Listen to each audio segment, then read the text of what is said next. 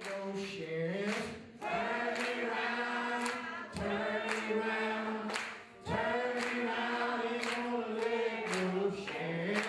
Turn me round, ain't gonna keep on walking, keep on talking, marching up to freedom land. Ain't gonna let nobody turn me round, turn me round, turn me round, ain't gonna let nobody turn me round.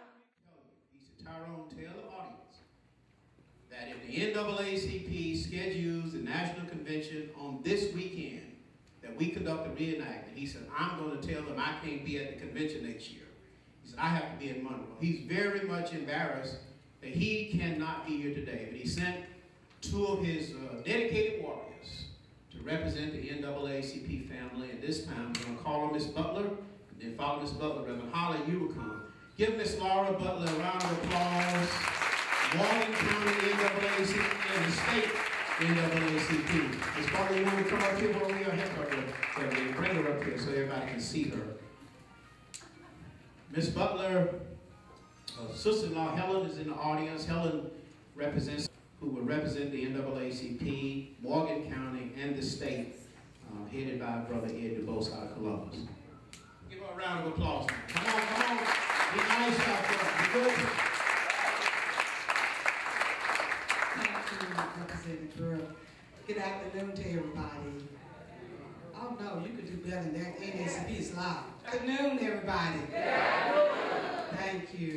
We're very happy to be here this evening. We bring greetings for the Georgia State Conference, who our President, Ed DuBose, is absent. He would have been here, but he served on the national board now. And they did change the convention this year. We don't know why, but they did change. It is a pleasure for the Morgan County branch to work with Representative Brooks. He always there for us on our annual NAACP Black History Parade, which is in April. I didn't say February, I said which is in April, because we can celebrate Black History 365 days. That's right. Sometimes it might be 366 days. That's right. But it is an honor for us to stand beside Representative Brooks and Bobby. You and Walter go way back to also that justice is going to be there. God said that no weapon shall form against you shall profit. So we are going to have a closure to this one day. Might not be my day, but my faith tells me that it will be. And I ask each one of you, since I am an NAACP life member, support Monroe, Walton County. Yes. Anytime that you need us, let's call. Amen. We'll be there. Support the Reverend, who's the new elected president for Walton County. Just once a year, as he stated, $30. We spend $30, ladies, when we just go to the nail shop. One time. Come on now. Come on. Why we can't spend $30 for freedom and justice? Because if you don't do it, no one not going to do it for you. If you don't want to do it for yourself, do it for your grandchildren, your children, your great-grandchildren. And I'm still on the square, but I have one of my great-nephew here. Stand up, Devin. See, I'm standing up for Devin. Because if we don't show good leadership, they will not be followership. So I am very happy to be with you today, and thank you for the invite. But as long as God got wind of me, Representative Brooks, I will be here. Thank you very kindly. Thank you, Ms. Butler. Reverend Holly, would you now come? Reverend Ezekiel Holly, all the way from Terrell County, Georgia, Dawson. That's a long ways from Monroe, y'all. That's way southwest Georgia. So he drove, and he's been coming every year since we started to reactivate this movement. Reverend Ezekiel Holly, NAACP Vice President. Thank you, Representative Brooks, and to all our clergy that's here, those who are not clergy, this is about the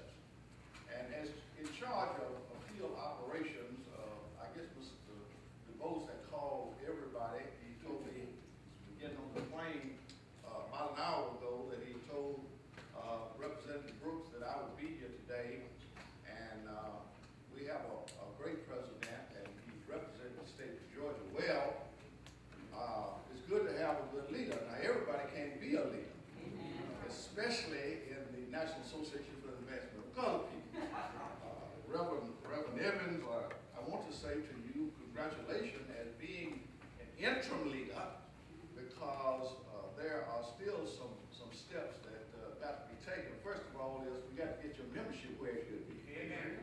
That's the reason, one of the reasons I'm here, because I have some membership envelopes. And the district coordinator, as being in charge of field operations, I think his name is Johnny Smith, has been working with you. And there is enough folk here in Monroe and Walton County is to get these 30 memberships that we need today. That's one of the things that we want to do today, is get the required number of members so we can hold an election up here in this county. And after the election, we have to have some mandatory training. Yes, sir. One thing that I learned when I was in seminary, a dull likes to cut down a tree, but a sharp likes to cut it down much faster. The church said, praise the Lord. So in this business, I want to say one thing. Everybody cannot be the leader. And the leader must be a special person if he's talking about NAACP. Because sometimes you're going to have to stand alone. Sometimes you're going to have to stand up against the powers to be. You know, if you're a friend of the mayor, that's a good relationship to be the friend of the mayor. But sometimes the president of the NAACP can be a friend to the mayor. Amen. Now, I want to say one thing about the National Association for the Colored People. I've been around here for a long time, and one of my mentors was W.W. Law in Savannah. Mr. Law was a great leader. Amen. Mr. Law was a postman, and as he delivered the letters, he also had his membership. Yes, he would get a membership. So sometime that you have to be on the job 24/7. And over the church where I pastored some years ago, that I talked about voter registration, voter education, get out to vote, and NAACP membership. And, you know, in the Baptist church, I don't know about the AME and other churches, that we have a board of deacons, and they have their meetings, and they came to me, the chairman, and said, well, Pastor, the board would like you to refrain from talking about voter registration and NAACP on Sunday morning. So I was a little baffled at the time, and I said, I can't be a coward for Jesus. So I went back the next Sunday morning and started talking about the same thing, and I didn't hear him come back no more. So you got to stand up for what you believe. Yes. You got to stand up for what you believe. Sometimes you have to stand alone. Once the FBI came to me and asked me, so, well, why do you keep standing up for these least and less people? And I said, well, these are the folks that feed me. Amen. These are the folks that I represent. Amen. So you got to know who you represent. Glad to be here today as the third vice president of Georgia State Conference. I'm glad to be here because it's the right place for me to be. Because we are inclusion. There's a number of organizations here, and all of us working for the same cause. Let church say, praise the Lord. Praise the Lord. Let me tell you something. May the works that I do speak for me. Amen. Some of us talk about SCLC, some of us talk about GABIO, and some talk about the NAACP and what we should be doing. But we are not even a member. There are some folk talking about Obama need to get the debt ceiling lifted and this and that, and they don't even register to vote. What gets me is folk talking a whole lot, but yet they won't go out and vote.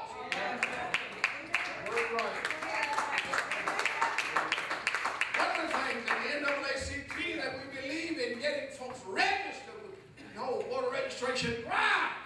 We flush the vote. We get out to vote. We don't necessarily campaign for a person, but we believe in getting to the polls. I'm glad to be in the number today. I've been coming to Walton County for a number of years, and I don't plan to stop until the Lord said, well done. Somewhere in the book of Revelation it said that you got to work until the day is over. Yes. You know, all those one crowds said, be thou faithful unto death. Be thou faithful unto death, and then you'll get a crown of righteousness. Right. See, some of us get on the job and want to quit halfway. But I'm am proud of Representative Brooks because every time we go to Capitol, Reverend Evans, we love it. And we go up there and we always meet Representative Brooks, and he's proud to take us to the Capitol. He's have an open ear to listen at the issues that we're talking about. When we were talking about the Hope Scholarship, we knocked on his door. He had an ear to listen. The Hope Scholarship right now, poor folks are paying for rich folks' education.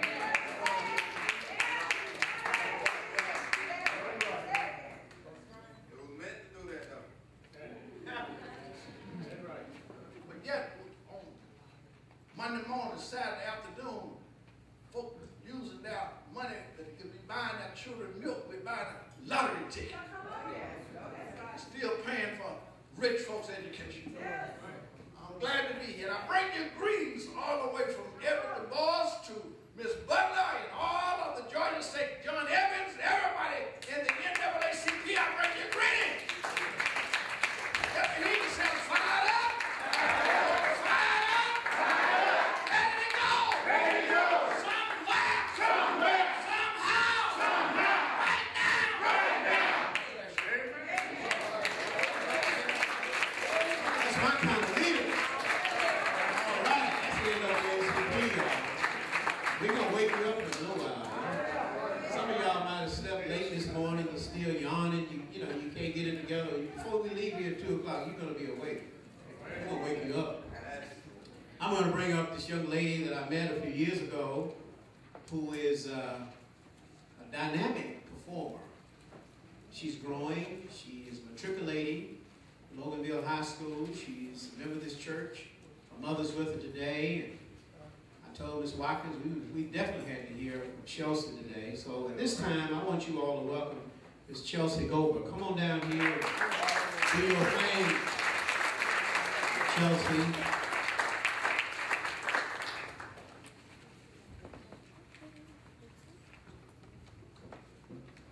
This is a general composition entitled Timer Against Justice. We keep listening to the clock. The ticking is all that surrounds us. I've grown to think of it as a timer that has been ticking for over 60 years. Every day, I think to myself that today is the day that justice will be served. Going into the light is a long-lost memory in the back of my mind because all I can think about is getting justice, listening to the day that the ticking will stop. Silence is a gift that escapes us. Justice is a gift that escapes us.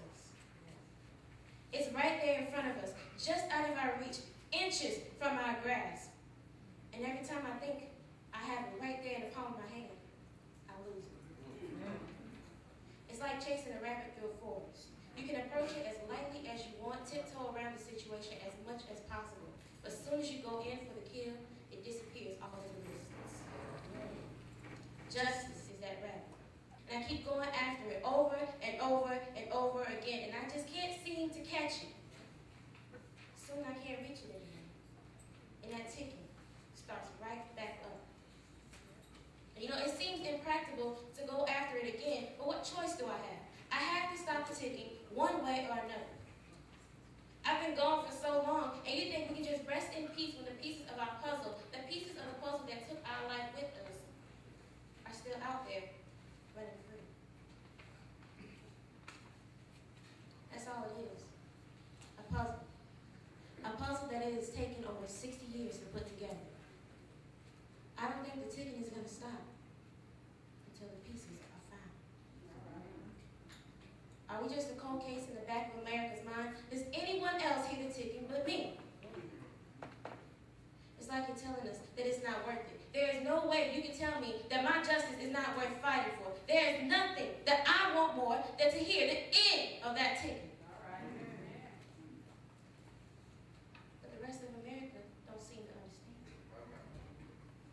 I really believe that us five, are the only one that hears the never-ending ticking. But what I want you all to do, I don't want you all to take our tragic moment in time as just that. I want it to be a lesson learned. A lesson learned. want it to be just another tragic event in Black history. I want it to be a lesson learned. And the lesson is this. Take a stand against injustice. And don't stop fighting. No matter how much time is left on the time.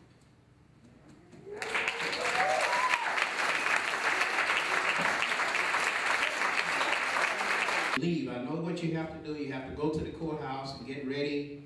Some of you have to go to the bridge and get ready, but I hope, is Reverend Green here yet? I have not seen her yet. We're still on the lookout for her. Okay, as soon as Reverend Green arrives, bring her in so that we can have all of the reenactors come down front so that the audience can see all of you who work so hard to make this a reality for us every year. So just as soon as you see her, tell her, please come in. So all of you can come down front. And we got to have that scene with Roger, Malcolm, and Barney Hester here before we go on the timeline. So thank you very much. Governor Talmadge, Governor Eugene Talmadge. We want to bring up another loyal partnering organization at this time. The Concerned Black Clergy of Metro Atlanta has gone beyond the call of duty.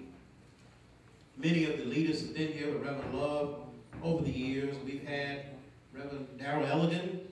We've had Reverend Gerald Durley, who was here last year with Bill Nigut. We have with us a man who has been here every single year since we started this movement. He was here 2 weeks ago, praying at the courthouse, down the street on Broad Street, leading the clergy in a prayer vigil. He was here in April when we marched on the Mooresford Bridge. And I tell you, I just don't know what to say about Concerned Black Clergy's dedication and loyalty, Reverend Love. You all have absolutely been real troopers. You don't have to do this. I mean, you could stay in Atlanta in your comfort zone, Metro Atlanta in your comfort zone. You know, you have to do this. But you all have locked in as significantly as the NAACP and Rainbow Push and all of the other organizations. I see Ms. Christine Brown with that delegation from Newton County here. Her children are here again. I don't see Forrest Sawyer yet. Is he on the way? He's supposed to be. He better be. Oh, I see his wife over here. Joe Lightfoot and Paul Clark, his wife Betty, and son back there. We got that car we're going to use to take the Malcolms and the Dorseys to the bridge. General Larry Platt, thank you. General Larry Platt. Thank you. General Platt, thank you very much. Thank you. Thank you, General Platt. Thank you, General Platt. A loyal soldier who was on the bridge with Hosea Williams and John Lewis on Bloody Sunday 1965 in Selma. Thank you, General Platt. Thank you very much. At this time, ladies and gentlemen, we want to call up the president of the Concerned Black Clergy of Metro Atlanta, Reverend Dr. Richard Cobble. Give him a hand. Give him a hand.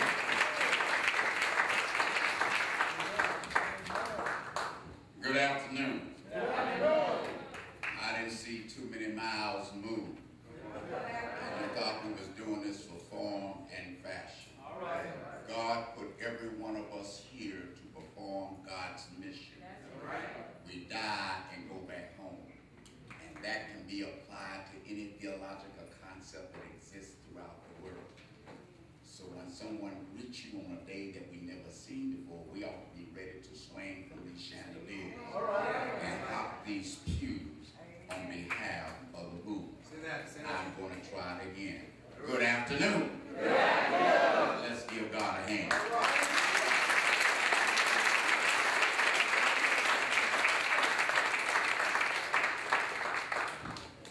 I certainly appreciate my colleagues and especially Dr. Creasy, because we don't get a chance to see each other too many times. But I certainly appreciate you all being here, and I bring you greetings from Concerned Black Clergy. It's been in existence some 28 years on the cutting edge. We love Representative Tyrone Brooks and all the clergy that's been reenacting this movement over these many years. Once again, we love Representative Tyrone Brooks. Let's give him a hand.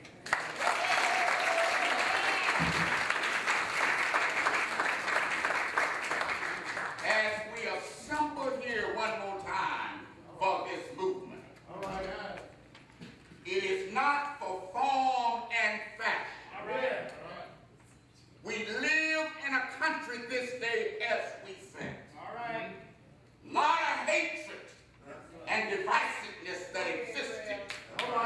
It did not start in the 1946 when these people were killed.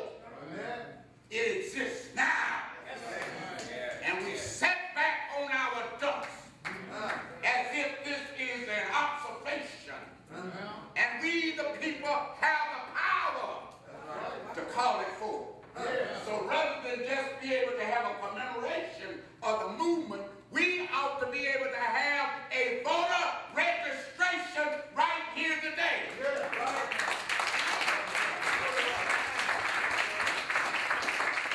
We live in Georgia that has a plantation mentality. Right now, the folk that operates under the Gold Dome are planning for the next session. If we thought they did us harm this year, you haven't seen anything yet. But we the people have the power and we're not using it. NAACP, SCLC, People Agenda, we must come together. Not next week, we must come together right now.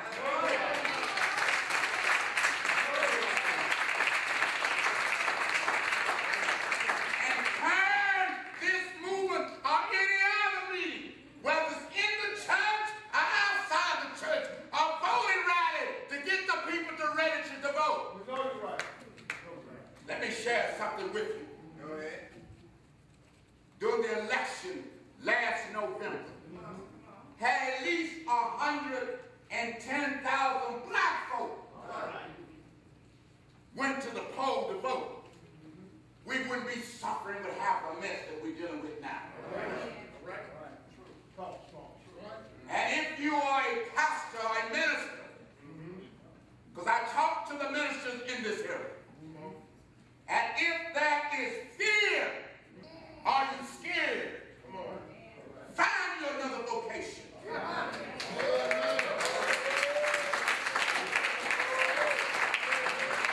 God did not call us into service to be afraid. That's right. Dr. King taught us well. Yes, it is. If you're not ready to give up your life on behalf of the people, you don't need to be involved. So we love you, Power. But in order for us to move forward, we got to stop doing the talking. Stop doing the walking. And getting our people registered to vote. And we go to the poll and show them better than we can tell them. Let's give God a hand, knowing that we're going to move forward.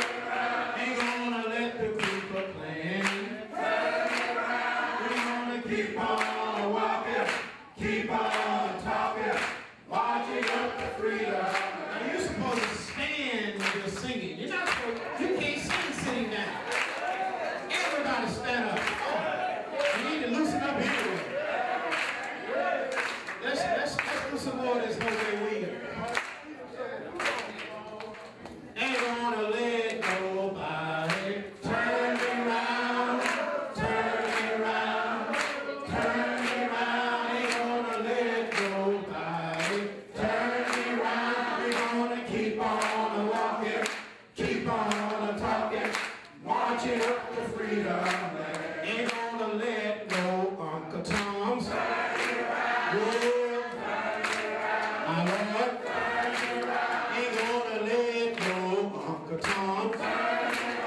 We're gonna keep on walking, keep on talking, marching up to freedom.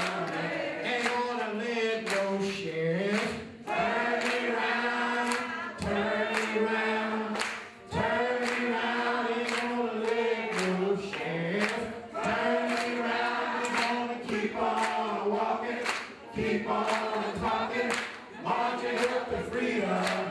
Ain't gonna let nobody turn me round, turn me round, turn me round. Ain't gonna let nobody turn me round. We gonna keep on walking, keep on talking, marching up to freedom. Ain't gonna let women lynch.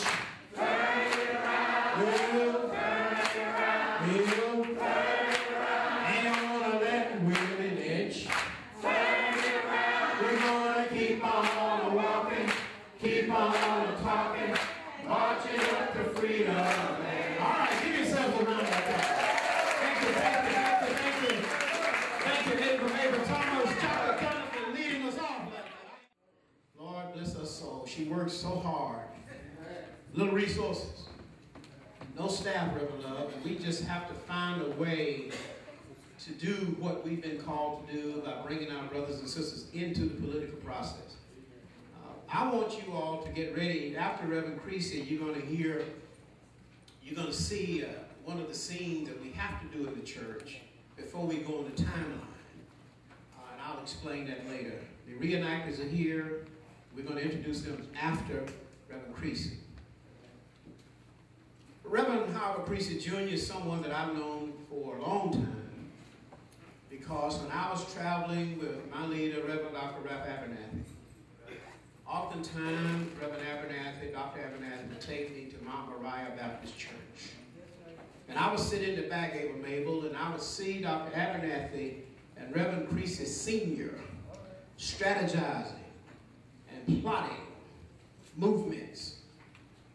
Reverend Creasy Sr. was on the board of SCOC. He was very close to Dr. Abernathy. And I would drive Dr. Abernathy places, you know, and I would travel with him wherever he went. I was carrying the bags.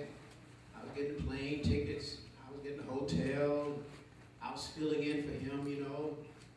And as a result, my name started drifting out there. That's how people began to know me, because I was with Dr. Abernathy virtually everywhere he went when he became president of SCLC, following the assassination of Dr. King. This morning, Reverend Creasy pulled up early in the parking lot. He was here around 11. We stood out there, Reverend Love, under the shade trees talking. And I told him that Robert Howard, who's here representing the movement of Walton County, how Robert Howard had led a car caravan from Monroe to Macon, Georgia, to New Zion Baptist Church on March 21st, 1968, at the request of Hosea Williams. I told Reverend Creasy how Hosea had assigned me to Walton County. I was just a kid, rookie, big afro. I weighed about 90 pounds. I thought I was somebody because I just bought my first little car. I was shining, you know. And I came over here, even maybe I thought I was something. Mr. Dan Young got me straight real quick when he introduced me to the Moores Ford Bridge lynching case by way of the photographs and the evidence. I told Reverend Creasy this because I wanted Reverend Creasy to know this before he spoke today. And I told Creasy that Dr. King was 17 years old when the lynchings occurred. And Dr. King wrote letters to everybody he could think of. The President Truman, he wrote letters to the U.S. Department of Justice, Attorney General, the FBI Director, members of Congress. He wrote letters to the Atlanta Journal-Constitution, and the Atlanta Constitution ran his letter on the op-ed page. He wrote letters to all the black press, the Daily World, the Pittsburgh Courier, Chicago Defender, all those papers that, you know, throughout our history we've read. Many of you won't subscribe to them. That's why they have such a hard time surviving. We don't advertise in them. That's why they have a hard time surviving. But I wanted Reverend Creasy to know the backdrop. I wanted to give him a briefing on how this happened, how SCLC got involved in this movement. It was because of Dr. King. And on March 21st, 1968 in Macon at New Zion Baptist Church, when Hosea called all of us little young rookies over to Macon. We saw Dr. King and Abernathy sitting in New Zion. They were promoting the Poor People's Campaign March on Washington. That's what they were doing. But Hosea called us over, and I went over with Willie Bolin, Robert Howard, and many others. Robert led a caravan, about 100 cars out of here, all the way to Macon. And I saw Mr. Dan Young walk into the church, and immediately Dr. King called him down front and put him between he and Dr. Abernathy. Us rookies, you know, we were sitting in the back. We saw Mr. Young say to Dr. King, Martin, you and Ralph must come to Monroe to deal with this lynching case. And Dr. King was eating some fried chicken and some collard greens and cornbread and drinking iced tea, and all of a sudden he just stopped. He stood up and he said, Dan, when Ralph and I finish with the sanitation worker strike in Memphis, we are coming to Monroe. Deal with that Moore Sport Bridge lynchings. He said, you know, I was 17 when it happened, and it's been on my mind ever since. He said, but Ralph and I, the night that Dr. King was assassinated in Memphis, April 4th, 1968, he was scheduled to fly from Memphis to Monroe on the plane owned by the United Automobile Workers Union. Walter Luther was president. Some of you UAW members in the room, union members in the room, you know the history of how the labor movement was entwined with the civil rights movement. Dr. King was taken away from us on April 4th, 68. Robert Howard was working with the Walton County aviation team, and they had cleaned off the airstrip out here. Not far from, you'll see it today as we travel around the county on the Re-enactment. They cleaned it off, they had the lights up, they had the flags up. And I was down the road in the social circle in the home of Ralph Lively, and I was watching NBC News, and Chet Huntley brought the story out, and he said, anchoring from New York, he said, Dr. King had been shot in Memphis. We have a correspondent in Memphis. We will go there in a few minutes to get a live report. And when they switched to Memphis, the correspondent was standing in front of the hospital crying. He was crying. You could see the tears streaming down his face. He had his coat off and his tie was loose, and the wind was blowing his hair. He could barely say the words. Dr. Martin Luther King Jr. is dead. I was in the home of Ralph Lively down the road, and I was stunned. Couldn't believe it. I thought it was a hoax. And the phone rang, and it was Claudette Matthews calling from SCOC. Then Terry Randolph, Jose's secretary, called. You must return to Atlanta. We're going to Memphis tonight. And I remember getting in the car and driving out of Merlin Raffard in the social circle. I remember parking that car at 334 Auburn Avenue, but I don't remember anything in between. There's a blank.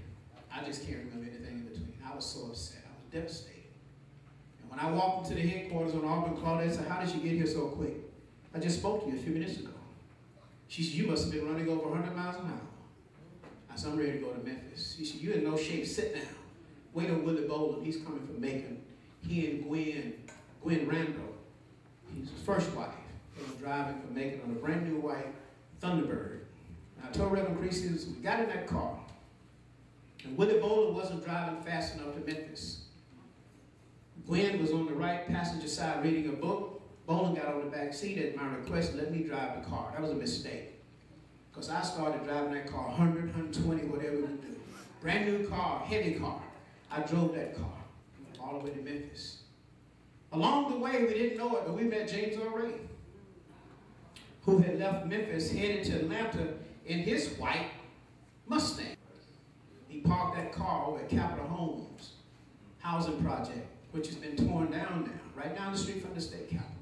I wanted Reverend Creasy to know this. And I said, when we arrived in Memphis, Memphis was burning, National Guard troops on every corner, rifle bayonet. I couldn't sleep. I stayed up all day. The next morning, Dr. Abernathy called us together at Reverend Billy Kyle's church. Aretha Franklin was singing her song. She was vintage Aretha. Y'all know how Aretha used to do it. She was doing it. She was just singing and singing. Then her father, Reverend C.L. Franklin, flew in. He started preaching. He turned it out. He wrecked the place. He wrecked the place. I mean, he wrecked it. And finally, Dr. Abernathy called us together, and he said, tell you what Dr. Abernathy said. I put some of these out in the back. I gave Reverend Creasy one. For any of you who would linger in the cemetery and tarry around the grave, I have news for you, said Dr. Ralph David Abernathy, just days after the murder of his fallen leader and best friend, Dr. Martin Luther King Jr. We have business on the road to freedom. We must prove to white America that you can kill the leader, but you cannot kill the dream. That's what Dr. Abernathy told us that month. So I want Reverend Priest to understand that as the new national president of the Southern Christian Leadership Conference, he has inherited, Reverend Love, this movement that Dr. King and Dr. Abernathy initiated. Dr. King couldn't come, he was dead. Dr. Ralph David Abernathy came and led us from Social Circle to Monroe, 11 miles. Ava Mabel was a college student. She walked all the way. I had Willie Boland's little baby daughter on my shoulders basically all the way. We got to Monroe. Well, the Klan was waiting on us in Social Circle. Thank God we had FBI and GBI and local police, because if they hadn't been there would have been a riot. There would have been a massacre in Social Circle. We walked all the way. We came into Monroe. They were on the sidewalks. And these state troopers were walking with their rifles and pistols out. And they told the Klan, if you come off the sidewalks, we're going to drop you. Don't leave the sidewalk. And I remember this young white student from UGA running off the sidewalk toward me and Dr. Abernathy. And all of the troopers' guns were pointed at her. They told her to stop. She couldn't hear it because of the noise. And Dr. Abernathy put her in front of me and Willie Boland, and we marched on up to the courthouse, and Dr. Abernathy spoke.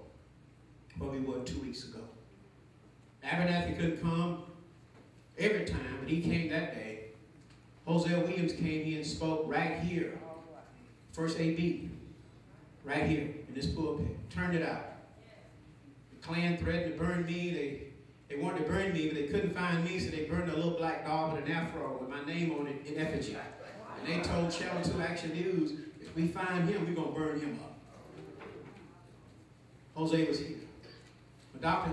Abernathy left, we brought Jose in, and we brought in Dr. Joseph Lowry when he became president. He's been here 3 or 4 times. You all heard it right here. Then we brought in Jesse Jackson. Then we brought in Congressman John Lewis. Then we brought in Ambassador Andrew Young last year.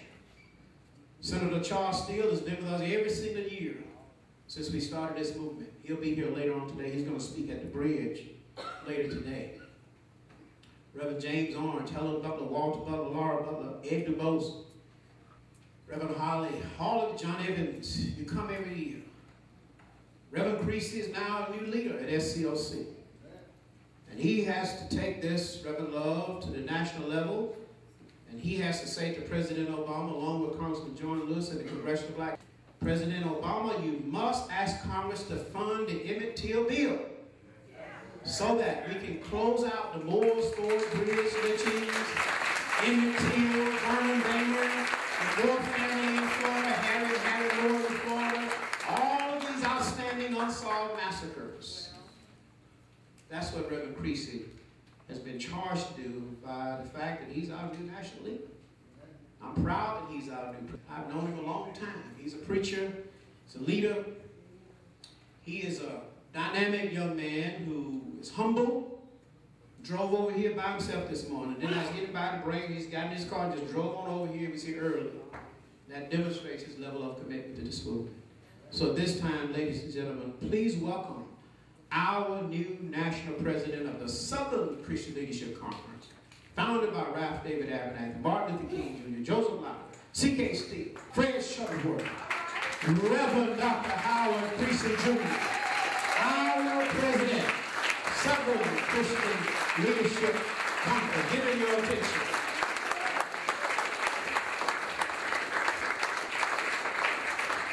Thank you, my brother. For all my friends who are present today, Representative Tyrone Brooks, Reverend Albert Love, and Sister Abel Mabel, and Joan Patton, Brother John Evans, and Preston Torrance, Dr. Coble, leadership, Sister Helen Butler. We are so delighted for the opportunity to share this most important moment with you today here in Walton County, Massacre, Georgia. I received a phone call yesterday from President Charles Steele, former president of the Southern Christian Leadership Conference, wanting to ensure that I had not penciled but written in ink my commitment to be here in Walton County today. Incidentally, President Steele will be honored by resolution at our national convention as President Emeritus. Under his leadership, he constructed for us the first national headquarters built from the ground up of any of the social justice movements and paid for it cash.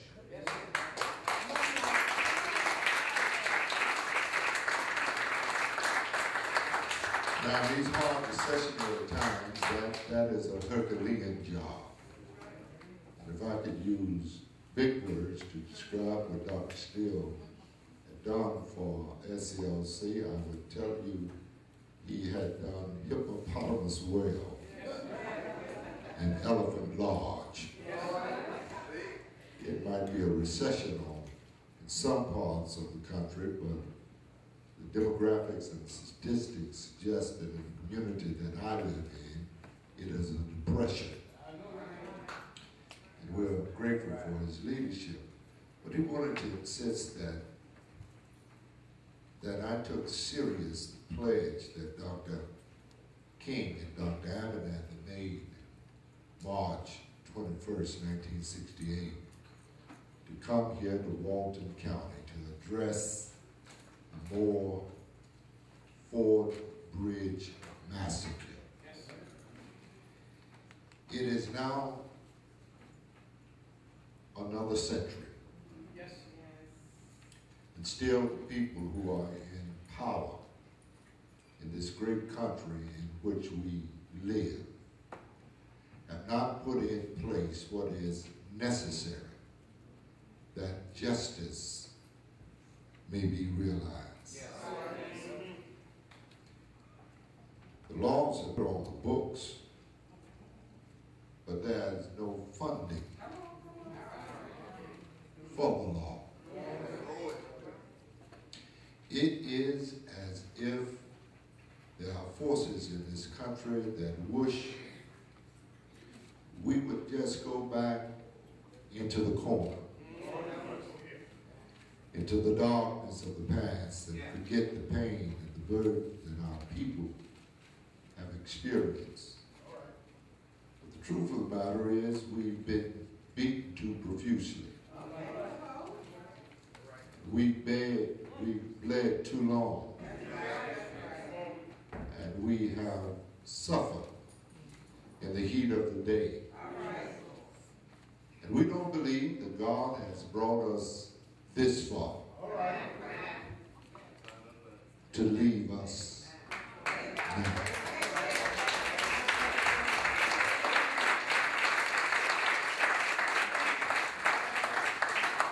Just the other day, I was in the Delta region of Mississippi, where a young African-American male was found swinging from a tree in early December 2010. The sheriff took us to the crime scene. The limb that this 5'6", less than 140-pound African-American man was hanging from was over 7 foot tall. There was not a ladder, there was not an apparatus, there was no way that he could have found himself hanging from a 7-foot limb. If a 5'6" brother could jump that high. The NBA would have assigned him contracts. The sheriff did not cordon off the scene, Tyrone. He did not tape off the scene. He did not do any analytic kind of forensic analysis of the crime scene. He just declared another Negro is dead. And I stood on the court steps there in Walton County, the same courthouse where the Emmett Till trial was held, that has a legacy of injustice to our people. Our people were not just lynched in 1946 in Walton County, Georgia. Our people are still being lynched all across the South. Not only are there records of lynching in the Delta of Mississippi, there are records of lynching in the state of South Carolina, where if the truth were told and the census takers could count, we would be the majority of the population. Yet we're still treated as a minority. And so today I'm glad to be here at the First African Baptist Church, because that is a significant milestone for me. I'm delighted I'm not at the First Baptist Church in Monroe, Georgia, but the First African American Baptist Church.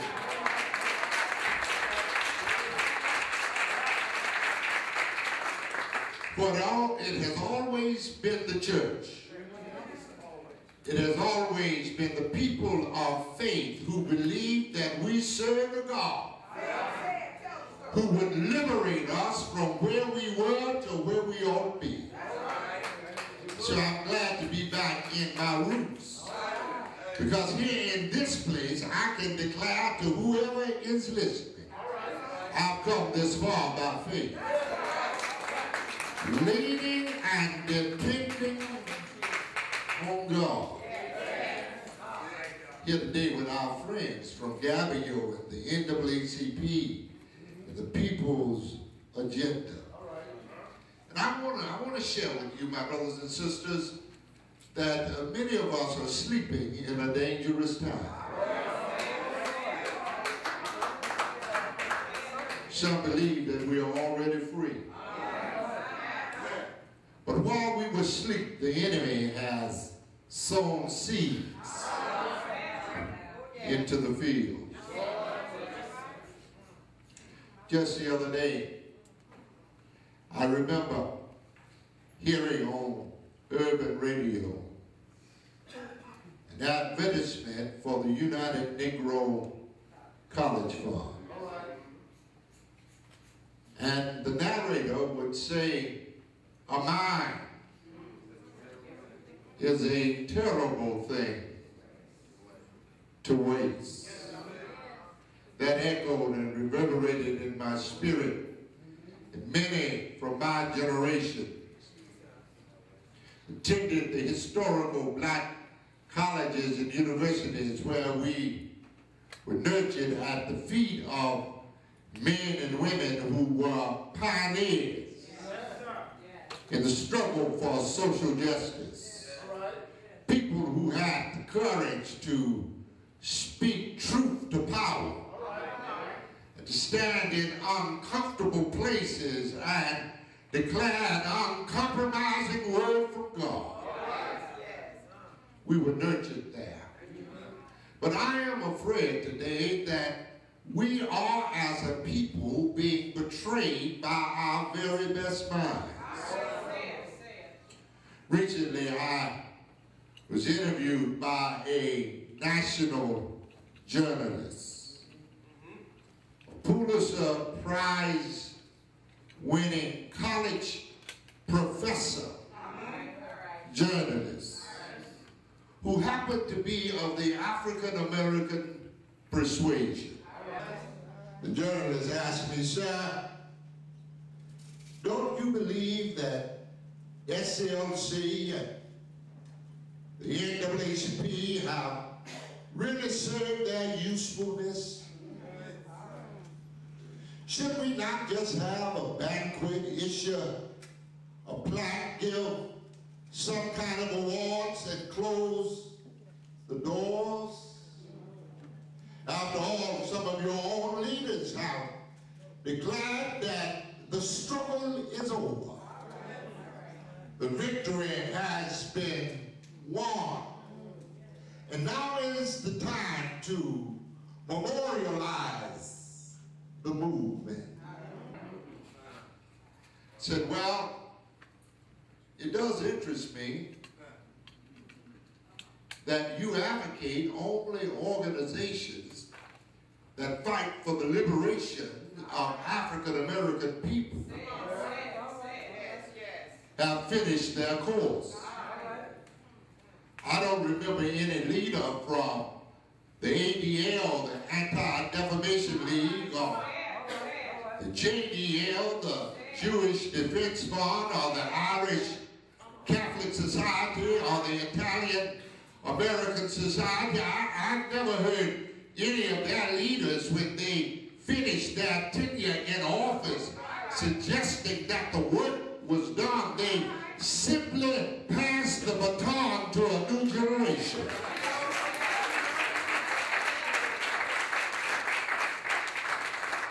She said, well, sir, it is possible that the work of the ADL and the work of the JDL and the work of the Irish Catholic Society and the Italian American Society is ongoing, but the work of the NAACP and SCLC has completed its course, or at least many believe that it has. I said, journalist, is that your opinion? She said, yes, sir, that's my opinion. I said, is that your learned, academic, and scholastic standing that you're going to take? She said, yes, it is. I said, well, would you mind if I ask you one or two questions?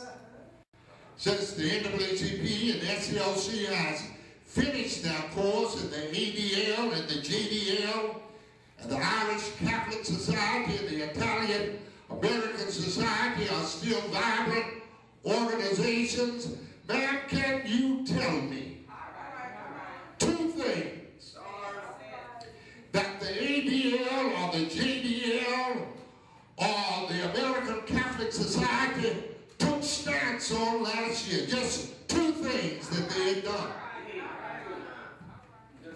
She paused. I said, no, you can't. You don't know two things they've done, and you're so disconnected from who you are, you don't know two things that we've done. The problem we have is not that we've completed our job. The problem we have is a problem that is simply too many of us have disconnected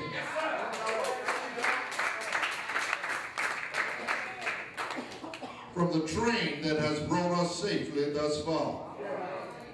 Now, I know there are some that have suggested to us that marching is over and that the movement has, Dr. Steele, moved from the streets to the suites. But the truth of the matter is, the streets were always wide enough to be inclusive. The suites were always narrow enough to be exclusive. The suites were never meant for everybody. The only people who were ever allowed in the suites were the marginalized, the homogenized, and the paralyzed. They moved us from the street because our strength was in the street. They could not handle us in the street, and so they moved us to the suite, where we lost our purpose, our power, and all of our people.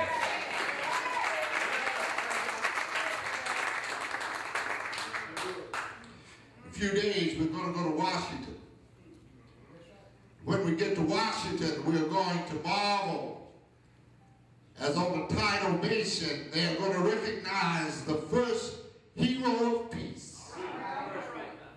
Every other statue, every other monument that is on the tidal basin recognizes some war hero.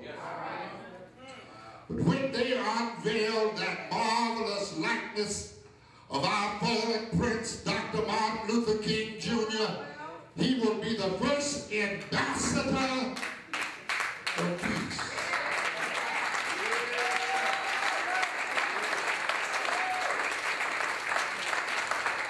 We're going to stand back and we're going to marvel at the monument. But the truth of the matter, my brothers and sisters, I cannot understand why we are so excited about Martin's monument and so forgetful about Martin's movement. It is not monuments that free us. It is movements that free us.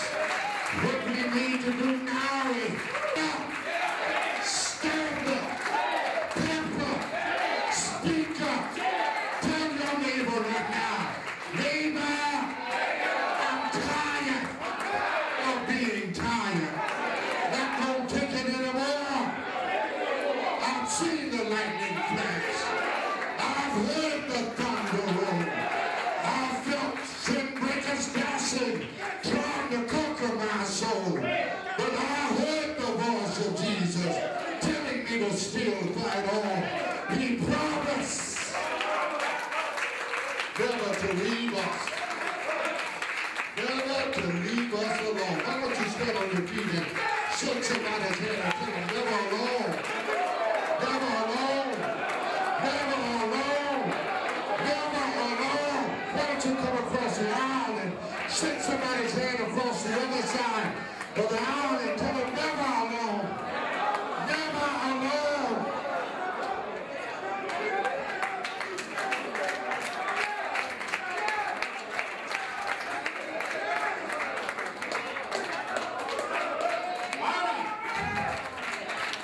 The national